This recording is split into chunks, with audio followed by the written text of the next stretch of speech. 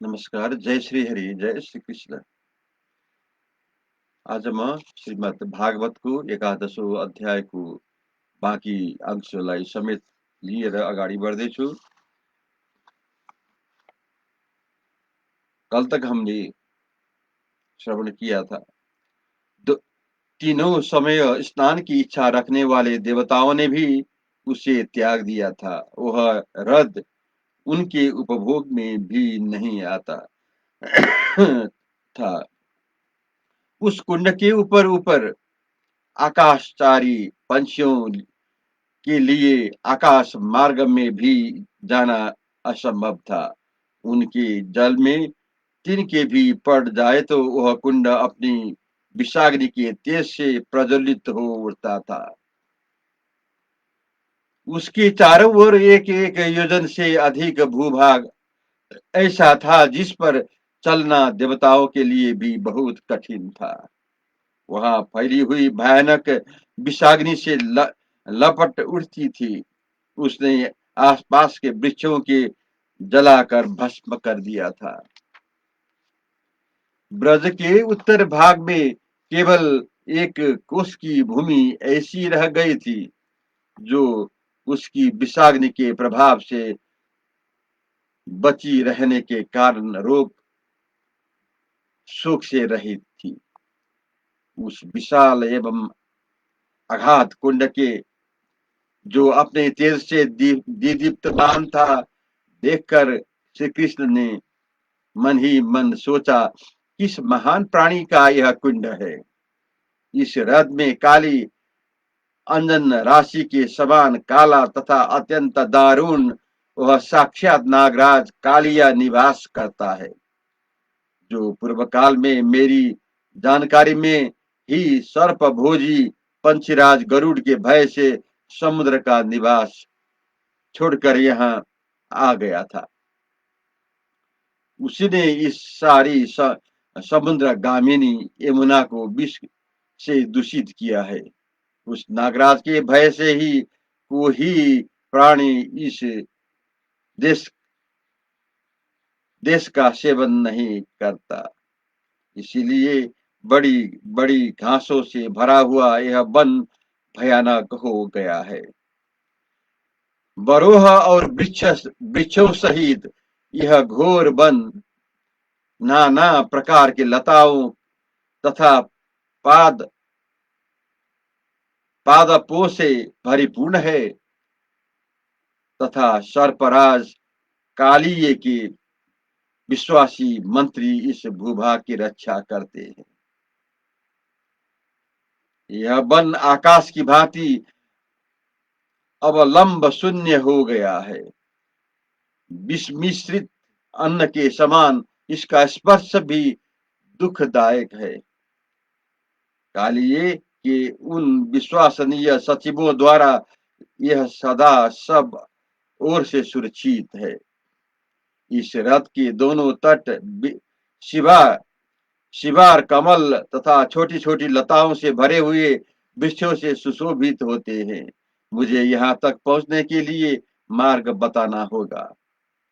इसी दृष्टि से मुझे इस नागराज का दमन करना है, जिससे जल देने वाले यह नदी कल्याणकारी जल का आश्रय हो सके। इस नाग का मेरे द्वारा दमन हो जाने पर यहाँ की नदी समूचे ब्रज के उपभोग में आने योग्य हो जाएगी। यहाँ सब और सुखपूर्वक विचरण करना संभव हो जाएगा तथा यह नदी समस्त तीर्थों और सुखों का आश्रय हो जाएगी। इसीलिए ब्रज में मेरा यह निवास हुआ है और इसीलिए मैंने गोपों में अवतार ग्रहण किया है। कुमार्ग पर स्थित हुए इन दुरात्माओं का दमन करने के लिए ही यह मेरा अवतार हुआ है। मैं बालकों के खेल में ही इस कदम पर चढ़कर उस घोर रथ के कूद जाऊंगा और कालिय नाग दमन करूंगा। ऐसा करने पर संसार में मेरे बाहुबल की ख्याति होगी। जय श्री कृष्ण। अब मैं 12वां अध्याय प्रारंभ करने जा रहा हूँ। इस इसमें हम आज श्री कृष्ण द्वारा कालिया नाग का दमन, उसका समुद्र को प्रस्थान तथा गोपों को श्री कृष्ण की महत्व को अनुभव के विषय में आज हम श्रवण करेंगे। वैशंपायन जी कहते हैं, जन्मेजय चंचल श्री कृष्ण ने नदी के तट पर पहुंचकर दृढ़ता पूर्वक अपनी कमर कस ली। फिर प्रसन्नता पूर्वक वे कदम की शाखा पर चढ़ गए। मेघ के समान श्याम शरीर वाले कमल नयन श्री कृष्ण ने कदम को शाखा से लटक कर काली दह के बीच में कूदते समय बड़े जोर का शब्द किया। श्री कृष्ण के वहां कूदने से यमुना के उस कुंड में हलचल पैदा हो गई। बड़े वेग से जल उछलकर तट भूमि सहित सींच उठा। ऐसा जान पड़ा मानो वहां जल से भरा हुआ मेघ फेट पड़ा हो। उस शब्द से नागराज का विशाल भवन क्षुब्ध हो उठा और वह सर्प जस से जल से ऊपर उठा। उस समय उसके नेत्र क्रोध से भरे हुए थे। मेघों की घटा के समान काले रंग वाला वह नागराज कालिया जब कुपित होकर उठा, उस समय उसके नेत्र प्रांत रक्त वर्ण के दिखाई दे रहे थे। उसके 5 मुख थे और उनके उच्छ्वास के साथ आग की लपट उड़ती थी। उसकी जीभ चंचल गति से लपलपता रही थी और मुख में आग भी भरी हुई थी। वह 5 भयंकर एवं स्थूल सिर से घिरा रहता था।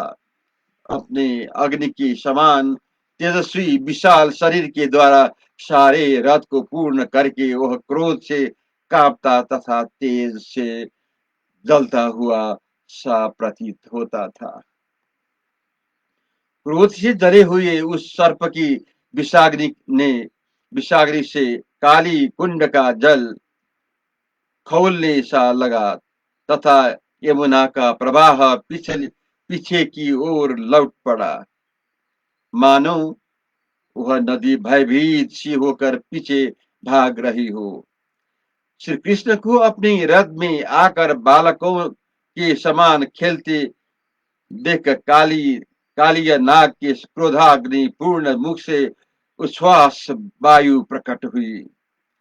उस नागराज के मुख से धूम सहित आग की लपेट निकलने लगी।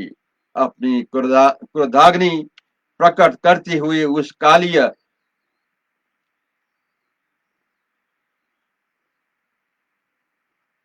उस प्रलंकर जैसे सर्प ने उस कुंड के आसपास उगे हुए तीरवर्ती वृक्षों को क्षण भर में जलाकर भस्म कर दिया। उसके स्त्री पुत्र सेवक तथा अन्य बड़े बड़े नाग एवं नागराज जो अनंत बलशाली थे, अपने मुखों से विष जनित धूम मिश्रित भयंकर आग उगलते हुए उन पर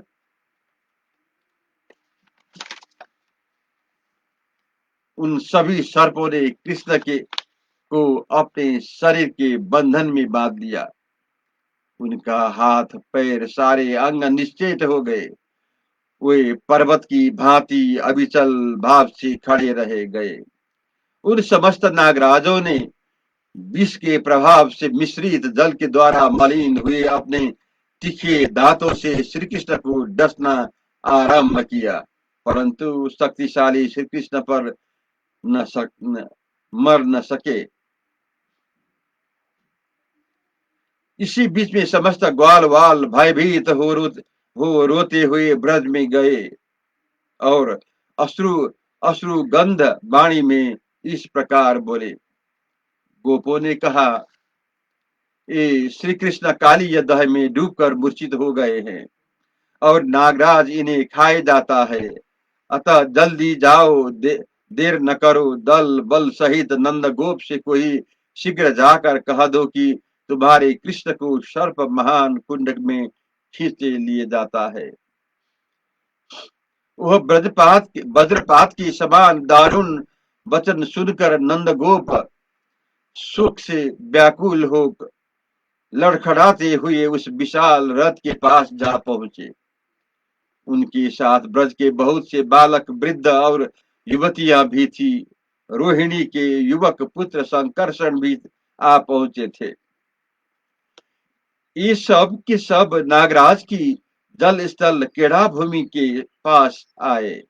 नंद आदि वे सब गोप नेत्रों से आंसू बहाने और हाहाकार करते हुए काली दह के तट पर खड़े हो गए। अपनी विवशता पर लज्जित थे। श्री कृष्ण का साहस देख सुनकर आश्चर्य में पड़े थे और उनके जीवन की आशंका से बारंबार को शोकार्त हो जाते थे।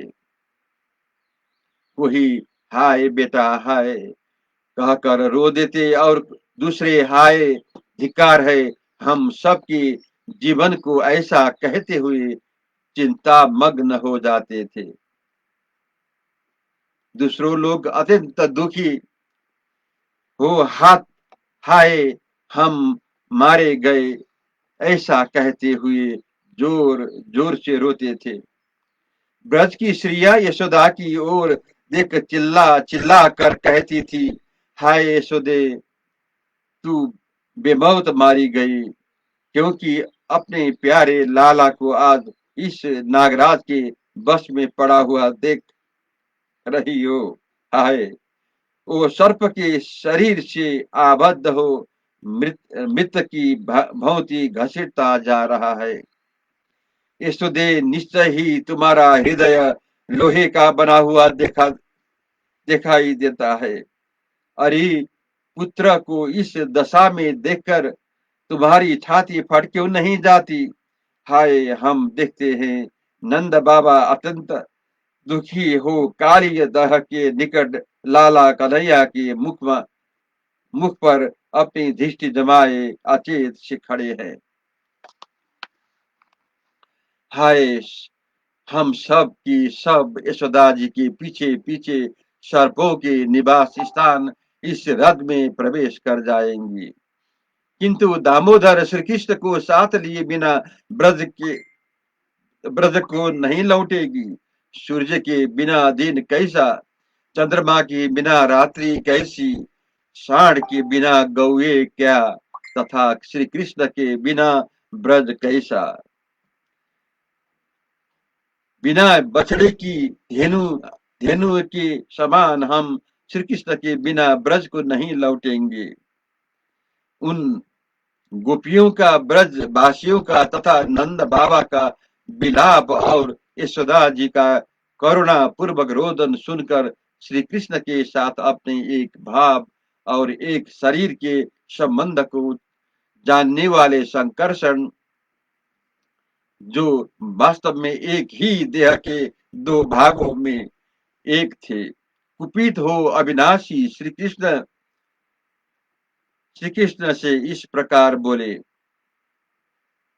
गोपों का आनंद बढ़ाने वाले महाबाहु श्री कृष्ण कृष्ण विष ही जिसका अस्त्र शस्त्र है, उस सर्पराज का अब शीघ्र दमन करो।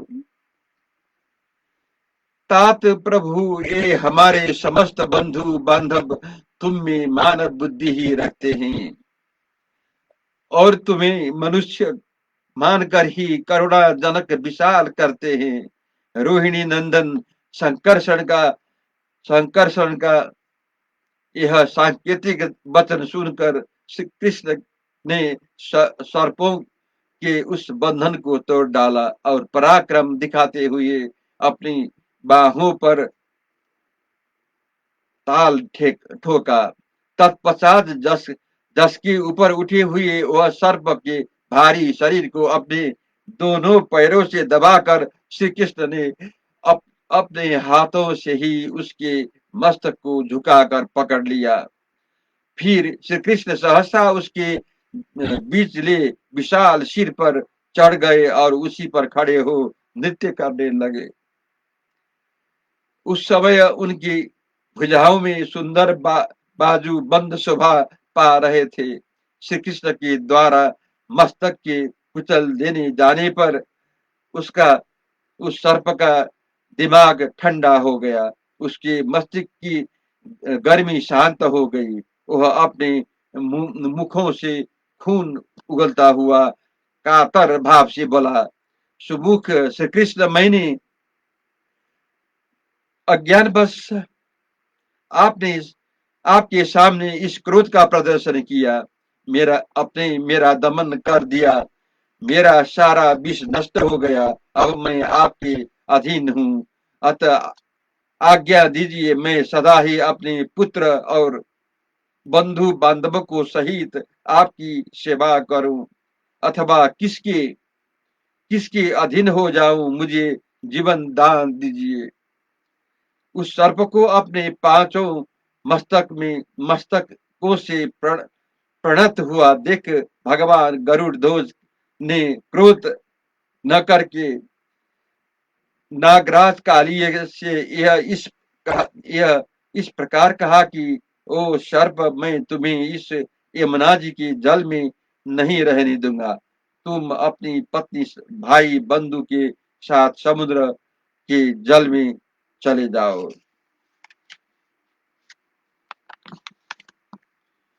अब फिर यहाँ इस स्थान या जल में यदि कोई भी सर्प दिखाई देगा तो वह तुम्हारा मृत्यु हो या पुत्र मेरे हाथ से शीघ्र मार डाल जाएगा। इस जल की शुद्धि हो जाएगी, यह लोगों के लिए मंगलकारी हो, इसलिए तुम महासागर में चले जाओ। यहाँ रहने पर तुम्हारे जीवन का अंत कर देने वाला महान दोष प्राप्त होगा। सर्प समुद्र में रहने समय भी तुम्हारे पांचों मस्तकों पर मेरे चरण चिन्ह देखकर सर्पों के शत्रु गरुड़ तुम पर प्रहार नहीं करेंगे। तब नाक प्रवर काली श्री भगवान श्री कृष्ण के दोनों चरणों में मस्तक झुकाकर गोपियों के देखते देखते उस कुंड से अदृश्य हो गया। जब वो सर्प हार मानकर चला गया और श्री कृष्ण जल से निकलकर किनारे खड़े हो गए, तब सब गोप आचार्य से चकित हो उनकी स्तुति और परिक्रमा करने लगे। समस्त वनचारी गोपों ने अत्यंत प्रसन्न होकर नंद गोप से कहा, गोपराज, आप धन्य है, आप पर भगवान की बड़ी भारी कृपा है, जिसमें जिससे आपको ऐसा पुत्र मिला। निष्पाप नंद, आज से सभी आपदों के समय गोपों गौओं और गोष्ठ ब्रज के लिए एक विशाल लोचन भगवान श्री कृष्ण की ही शरण दाता और स्वामी है। मुनियों से सेवित समस्त यमुना का जल अब सबके लिए सुखद एवं मंगलमय हो गया। अब हमारी गौवे सदा इसके तट पर चरती फिरती रहेगी। हम वन में रहने वाले गंवार गंवा गंवार ग्वारियां है। यह बात स्पष्ट ही सत्य दिखाई देती है कि क्योंकि ऐसे महान आत्मा श्री कृष्ण राख में छिपी हुई आग की तरह ब्रज में विद्यमान है, परंतु हम इनके महत्व को समझते ही नहीं है। इस प्रकार वे विस्मित हुए समस्त गोप गण अविनाशी भगवान श्री कृष्ण की स्तुति करते हुए गोष्ठ में चले गए, मानो देवता चैत्र रथ वन में गए हो। जय श्री कृष्ण, जय श्री हरि।